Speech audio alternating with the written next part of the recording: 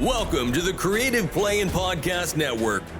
Join us as we share our favorite RPGs, one-shot games, tabletop games, reviews, and convention panels. Sit back and enjoy the show.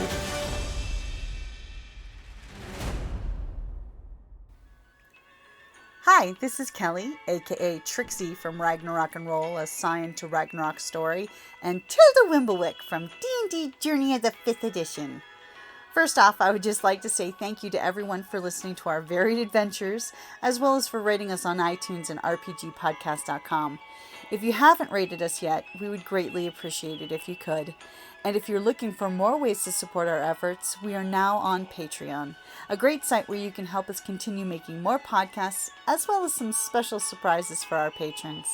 If you can, please look us up at www.patreon.com/cppn. Every little bit helps. And again, thank you for listening. Hey guys, Jim here. And Kelly. And welcome back to Thursday, August the 27th. We are back for hashtag RPGaDAY2026. And what is the word prompt for today? For the day, the prompt is hunger. Hunger. Hunger. Hunger, hunger, hunger. I consider this one of the primary motivations for every NPC or player. What is it you hunger for? Every character and every player hungers for something, whether it's I want to be the Billy Badass of the game, or my character hungers for vengeance. I am the knight. Or every NPC mob hungers for something, whether it's revenge, wealth, or sometimes they just want to eat the nearest player character, like a mimic in the corner of the room. I would say it is important to know what the motivation and hunger is for a character to play him properly, because sometimes you can use that motivation when the players do an insight check or investigate to play along and manipulate. Like, say they discovered there's a mimic in the corner and they manage to escape it, but later on they trick a bad guy into following him into that room and shove him into the mimic. Pretty dark, but effective. Or if your players know about local bandits that just want to score some coin, they trick the bad guys into walking into the bandits' territory, and the players go, "Oh no, we're being pursued by the rich and wealthy nobility that brought thousands of gold coins in their wagon." And you just slip away while the bandits do the heavy lifting for you. Diabolical. I like it. Diabolical. Another Okay, time. but Oh, go ahead. there's also the very basic one of hunger, as in a lot of times eating and drinking in, like, say, Dungeons and Dragons and other RPGs is kind of like kind of off to the wayside. Mm-hmm. Um so I mean, rolling survival, helps in that type of stuff. Uh but I remember in older, more classic, you had Mm-hmm. to be a lot more apparent. I mean, you Yep. conscious of your, did your character eat? Are they, make sure that they're, eating and drinking, that type of thing. Whereas it's not as so not as common. It's nowadays, Mm-hmm. but it's still a factor. I Yeah, mean, I mean, especially think about it.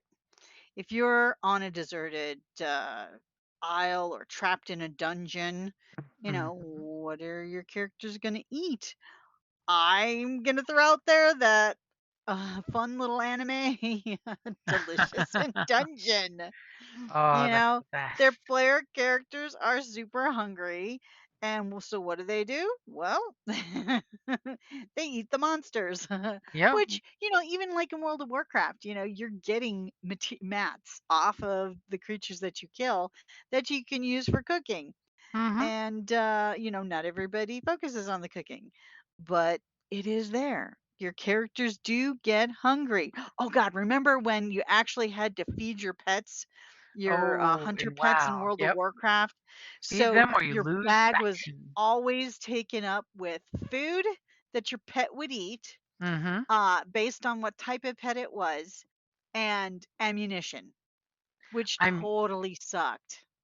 I bet you if any GM pulls up one of their players' character sheets, no matter how many days you said in metagaming part of the story that it's going to take to get to that dungeon, like usually you'll say it's 3 days, 5 days to walk cross country to that dungeon.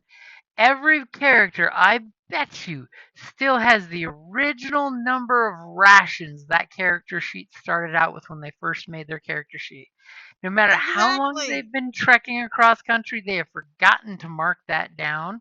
And unless you're doing survival checks, which we have some groups that do the survival checks to feed their party out there, or if you have a ranger, it's always the one good reason, even though they've nerfed rangers multiple editions, it's still the one good reason to have a ranger is because they can provide for a party of usually it's wisdom modifier plus a certain number, depending on which edition of D&D it is. Which is why Hmm. it's always good to have the ranger because they always come back with some food. Or a caster with, the tiny hut spell Hmm. and stuff. Well, That tiny that hut will that give is you always. shelter, but not food. But the more The, advanced one will. oh, the advanced one will, and the great and powerful hero's feast. Hmm. Bum bum So, bum. yeah, and well, and I'm gonna mention certain other dynamics of hunger. Like, for example, our current cleric game. We Mm, have a character who is a vampire, and they're yep. pretty much a pacifist. The only thing that they harm or try to harm is small prey, animals and Non-sentient stuff to feed animals on, so they don't, go full vamp. go all full, yeah, go all vampire fangy on the rest of the party and try and eat them. So they have to keep their hunger in check, and they have to roll to make sure that, oh, given a situation where, oh no, one of our characters has lost a lot of blood, there's blood everywhere, better roll first your willpower and discipline. you know how much is your hunger just Mhm. trying to get you to attack, that type of Especially thing. since I felt So, so bad for him last time he went hunting and he rolled a natural one. All the prey animals that they caught when they were working out to hunt were eaten by the monster that they random encountered into. oh, those guys were the The Strigoi. Strigoi, yes, the They were human-sized not fun, let me sturges. tell you. And the Yeah. thing was, Whew. they just wanted food. I mean, it wasn't so Hmm. bad for the vampire because they pretty much ignored her. Yeah, but the rest of us were food to them.